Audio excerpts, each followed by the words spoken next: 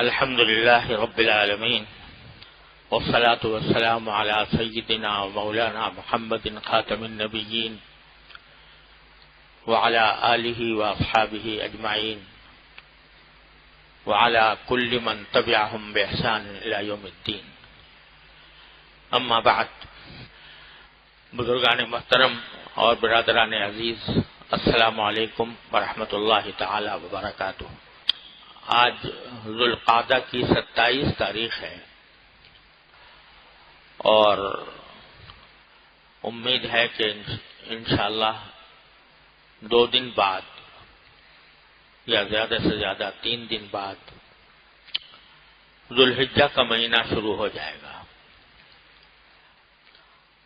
ذوالحجہ کا مہینہ، اس کا نام ذوالحجہ اس لیے ہے کہ اس مہینے میں اللہ جل جلالہ کی ایک عظیم عبادت یعنی حج کی عبادت انجام پاتی ہے، اور اس مہینے کو اللہ تبارک و تعالی نے کچھ ایسی عبادتوں کے ساتھ مخصوص فرمایا ہے جو اس مہینے کے سوا کسی اور موقع پر انجام نہیں دی جا سکتی.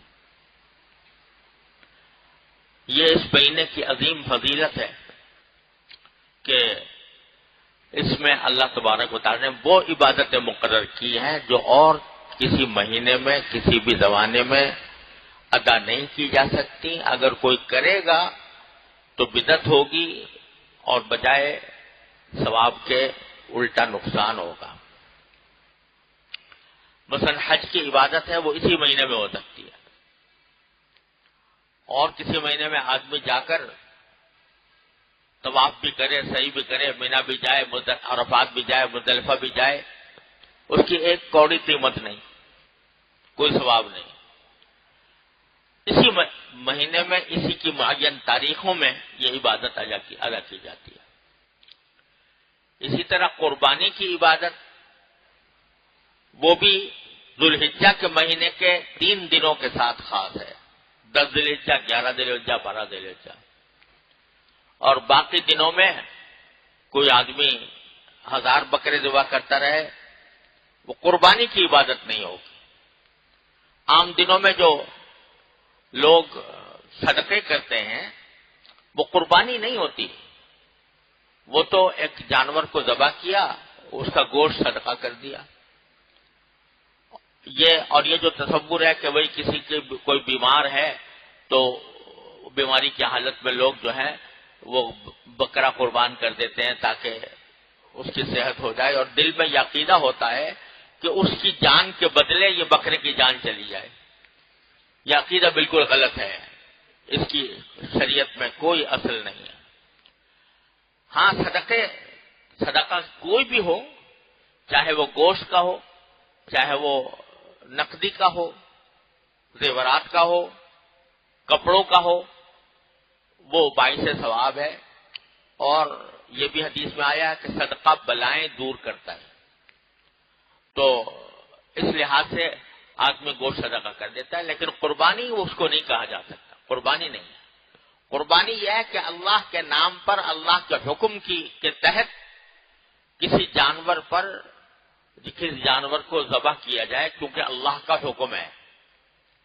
اور یہ قربانی جس وقت گلے پر چھری پھیری اللہ کے نام پر قربانی کی نیت سے، بس یہ عبادت ادا ہو گئی. اس کے بعد گوشت سے کوئی تعلق نہیں ہے. گوشت خود بھی کھاؤ، دوسروں کو بھی کھلاؤ، جو کچھ بھی کرو، لیکن قربانی ٹھیک اس وقت ادا ہو جاتی ہے جس وقت کے آدمی جانور کو اللہ کے نام پر اللہ کے حکم سے قربان کر دیتا ہے. یہ بات سوائے ذوالحجہ کے 3 دنوں کے اور کسی دن میں ادا نہیں کی جا سکتی. اسی طرح تکبیر تشریق ہے. تکبیر تشریق یعنی اللہ اکبر اللہ اکبر لا الہ الا اللہ واللہ اکبر وللہ الحمد. یہ صرف 4 دنوں میں نمازوں کے بعد بلند آواز سے کہنا واجب ہے. یہ صرف انہی دنوں کے ساتھ خاص ہے. اسی طرح لوگ سمجھتے ہیں کہ تکبیر تشریق یعنی اللہ اکبر لا الہ الا اللہ اللہ اکبر وللہ الحمد، یہ صرف ایام تشریق میں ہوتے ہیں، یعنی عرفے کے دن صبح سے شروع ہوتی ہے اور ایام تشریق کے یعنی 13 ذوالحجہ کے اثر پر ختم ہوتی ہے۔ لیکن یہ تو ہے واجب، لیکن حضرات صحابہ کرام رضی اللہ تعالی عنہم سے یہ منقول ہے کہ ان دنوں کے علاوہ بھی جب ذوالحجہ کا چاند دیکھتے تو ذوالحجہ کا چاند دیکھنے کے بعد جو 10 دن آنے والے ہیں، یہ ان تمام دنوں کے اندر اٹھتے بیٹھتے چلتے پھرتے یہ تکبیر پڑھا کرتے ہیں، اللہ اکبر لا الہ الا اللہ اللہ اکبر وللہ الحمد۔ یہ اللہ تعالیٰ کی کبریائی کے نعرے لگانے کا دن ہے کہ ایام ہیں، لہذا ان دنوں کے اندر بلند آواز سے بھی آدمی مسجد سے نکلتے ہوئے، مسجد میں داخل ہوتے ہوئے، بازار میں چلتے ہوئے، اٹھتے بیٹھتے گھر میں یہ الفاظ اللہ اکبر لا الہ الا اللہ اکبر وللہ الحمد یہ کہتا رہے۔ حدیث میں آتا ہے کہ حضرت عبداللہ بن عمر رضی اللہ تعالیٰ عنہ بازار میں نکلتے تھے، یعنی ایام تشریق، وہ جو تکبیر تشریق ہے اس کے علاوہ بات کر رہا ہوں، یکم ذوالحجہ سے لے کر 9 ذوالحجہ تک بازار میں نکلتے تھے، بلند آواز سے تکبیر کہتے تھے، اللہ اکبر لا الہ الا اللہ اکبر وللہ الحمد، تو پورا بازار تکبیر سے گونج جایا کرتا تھا، چلتے پھرتے لوگ یہ تکبیر کہا کرتے تھے۔ تو یہ جو اب آنے والے ایام ہیں، پہلی ذوالحجہ سے لے کر 9 ذوالحجہ تک، اس میں تکبیر تشریق واجب تو نہیں ہے، نمازوں کے بعد بھی واجب نہیں ہے، لیکن ویسے ہی کثرت کے ساتھ تکبیر کہنا یہ صحابہ کرام کی سنت ہے، اور یہ ایسی سنت ہے جو آج کل متروک ہوتی جا رہی ہے، جو عام طور سے لوگ دھیان نہیں کرتے، ان دنوں میں نہیں کہتے، تو ان دنوں کے اندر بھی کہنا چاہیے۔ اور یہ جو عشرہ آ رہا ہے ذوالحجہ کا، یکم سے لے کر 9 بلکہ 10 تاریخ تک، یہ عشرہ ذوالحجہ بھی اللہ تبارک و تعالی نے اس کو ایک خاص فضیلت عطا فرمائی، اور ایک حدیث میں رسول کریم سرور عالم صلی اللہ علیہ وسلم کا یہ ارشاد ہے کہ رمضان کے علاوہ اللہ تعالیٰ کو کسی بھی دن میں اپنی عبادت اتنی زیادہ محبوب نہیں ہے جتنی ذوالحجہ کے 10 دنوں میں۔ ہر عبادت، کوئی بھی عبادت ہو، نماز ہو، ذکر ہو، نفلیں ہوں، تلاوت قرآن ہو، اور وہ عبادتیں جن کا تعلق حقوق العباد سے ہوتا ہے، کسی کی بیمار پرسی ہے، کسی کو کی کوئی مدد کر دینا ہے، یہ سب عبادتیں ہیں، تو کوئی زمانہ اللہ تبارک و تعالیٰ کے ہاں عبادت کے لیے اتنا محبوب نہیں ہے جتنا یہ 10 دن عشرہ ذوالحجہ کے 10 دن۔ اور پھر اس کی ایک فضیلت یہ بھی بیان فرمائی کہ ان دنوں میں ایک دن کا روزہ 1 سال کے روزے کے برابر ہے، ایک دن کا روزہ 1 سال کے برابر ہے۔ آپ یکم کو رکھیں، دوسری تاریخ کو رکھیں، تیسری کو رکھیں، اللہ تعالیٰ توفیق دے سبھی ایام میں رکھیں، تو ایک روزہ 1 سال کی عبادت کے برابر، 1 سال کے روزے کے برابر۔ یہ وہ ایک طرح سے لوٹ کا زمانہ ہے کہ آدمی ایک روزہ رکھ لے اور سال بھر کے روزوں کا ثواب حاصل کر لے۔ اور یہ فرمایا کہ ایک رات کی عبادت لیلۃ القدر کی عبادت کے برابر۔ تو ان دنوں میں دن کے اندر روزے رکھنا، رات کے وقت میں نفلیں پڑھنا، رات کی عبادت،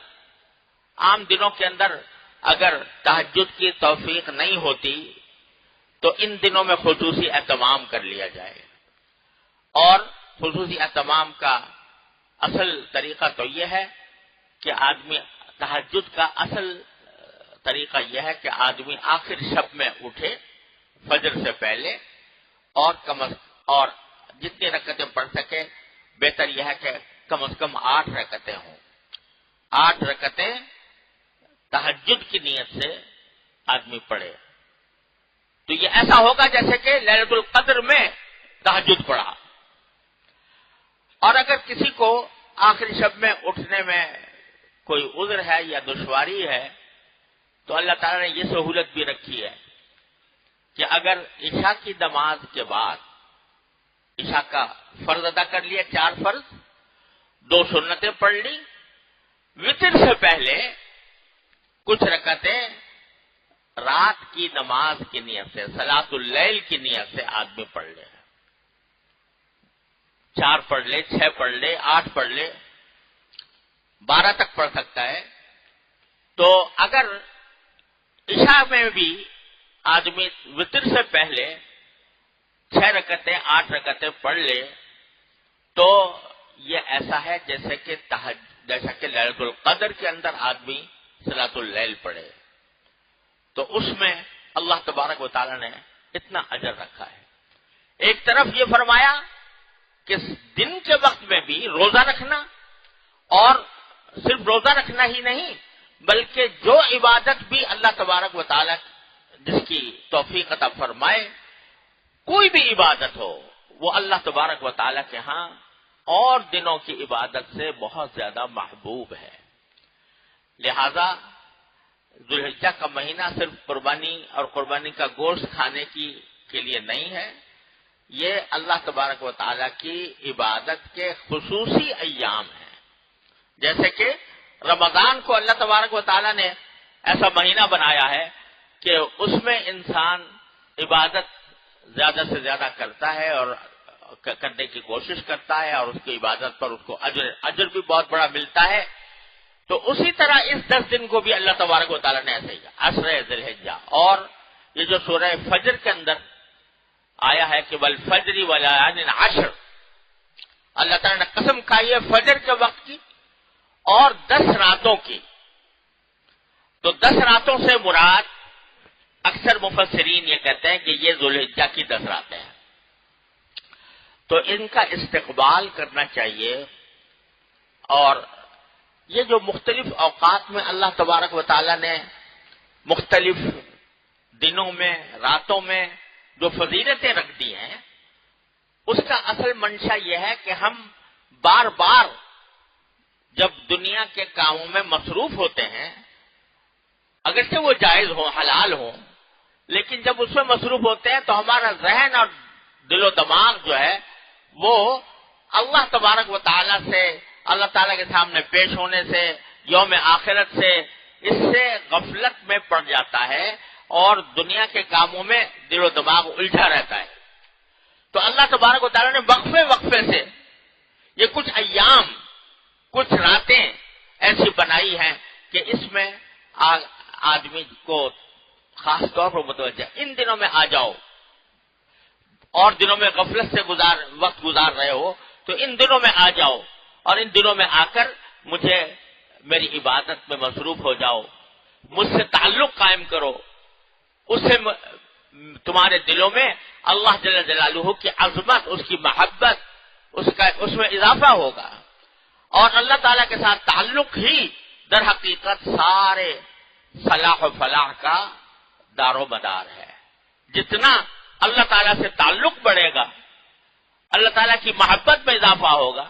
اتنا ہی انسان کی دنیا و آخرت بہتر ہوگی. اس واسطے وقفے وقفے سے اللہ تعالیٰ، آج فلاں دن آ گیا، آج شب برات آ گئی، آج محرم کا عاشورہ آ گیا، آج ذوالحجہ کا عشرہ آ گیا، یہ مختلف اوقات میں اللہ تبارک و تعالیٰ بندوں کو کھینچ کھینچ کر بلاتے ہیں کہ آؤ میرے پاس،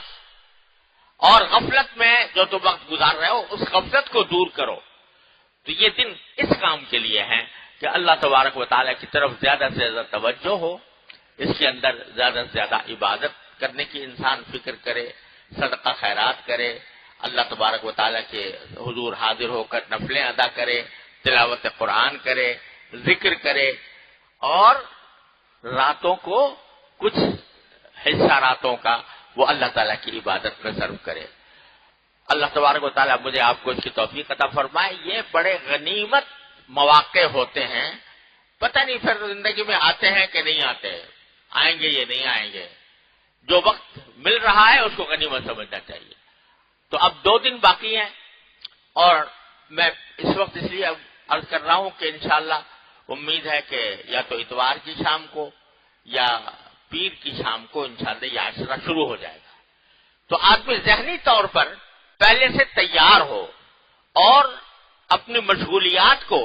اس طرح مرتب کرے کہ اس میں اس کو زیادہ سے زیادہ وقت اللہ تعالیٰ کے حضور حاضر ہونے کا مل جائے اور اللہ تعالیٰ کی عبادت کرنے کی توفیق ہو جائے۔ اللہ تعالیٰ اپنے فضل و کرم سے، اپنی رحمت سے مجھے آپ کو سب کو اس کی توفیق عطا فرمائے۔ وآخر دعوانا الحمدللہ رب العالمین۔